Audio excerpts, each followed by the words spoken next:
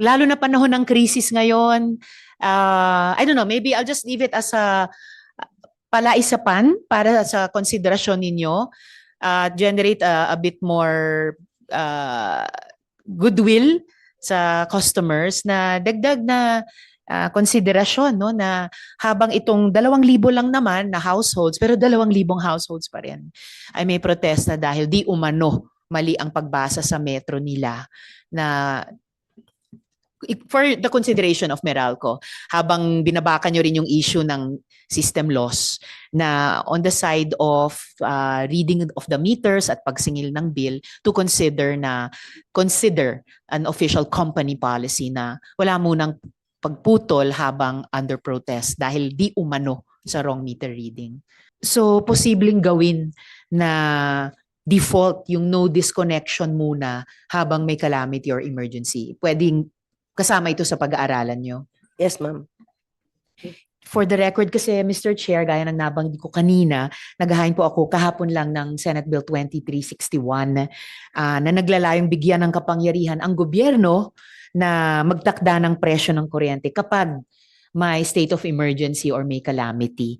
Ang panukalang ito ay gagawing automatic ang no disconnection policy kapag nga emergency or calamity, deferred payment scheme, at saka yung sabi ng Meralco, pag-aaralan nila, pagbabawal sa disconnection habang pinoprotesta ang di umanong maling bill.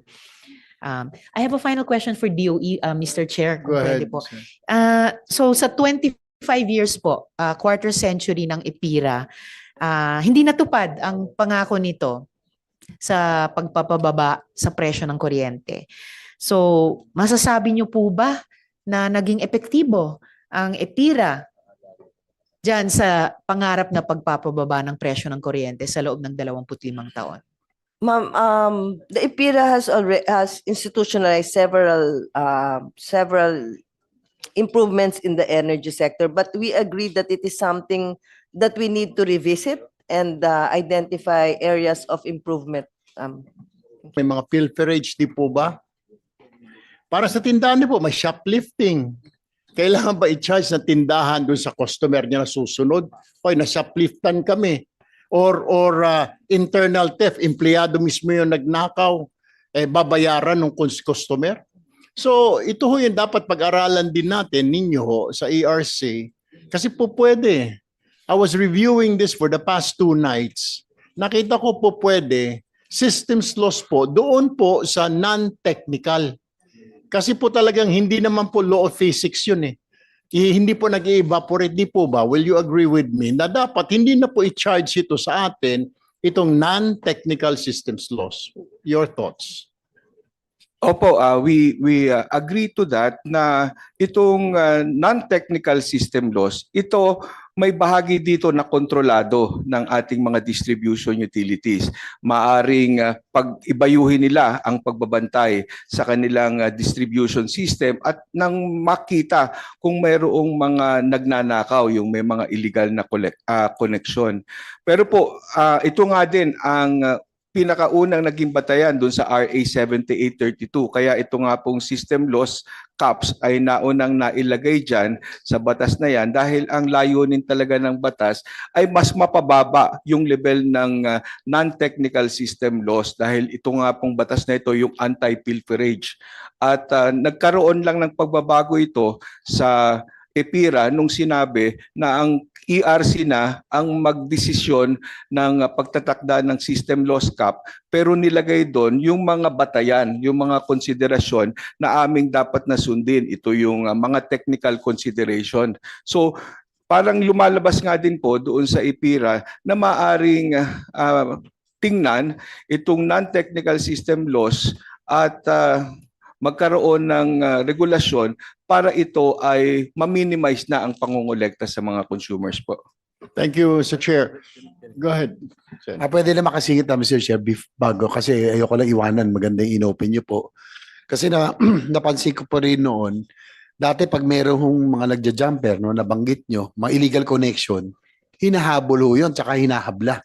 Pero ngayon, dahil dito sa systems tos, hindi na hinahabol, wala na rin naghahabla.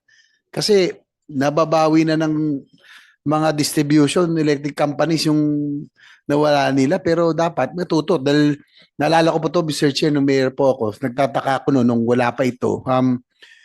Nagtataka kami bakit yung isang utility namin ang taas ng electric bill. So nung pinahanap ko sa engineering department namin, nung pinutol, yung buong barangay halos nawala ng kuryente. Pero hinahanap nun, inaalam natin.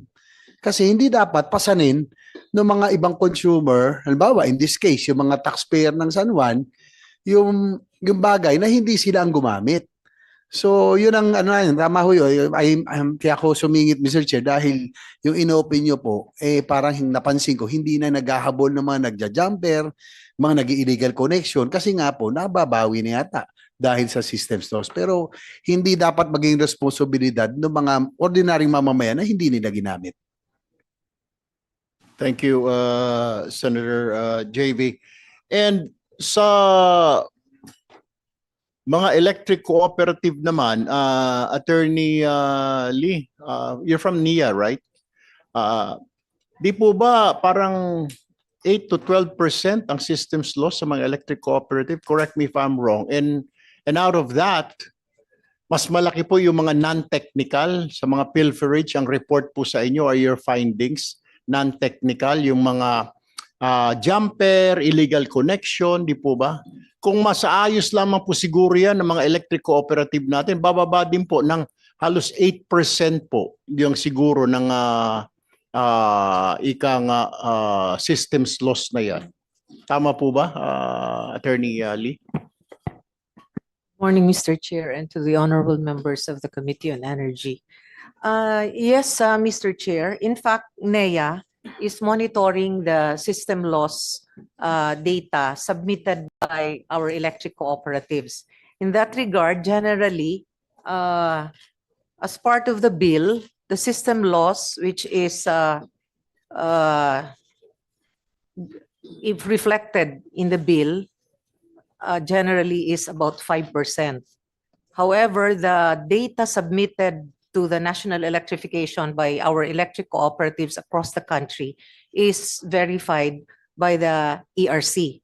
At present, there is the clustering provided by the ERC through a resolution that identifies the different caps for specific, if I may mention, example for off-grid, the cap is 12%. That is the allowable.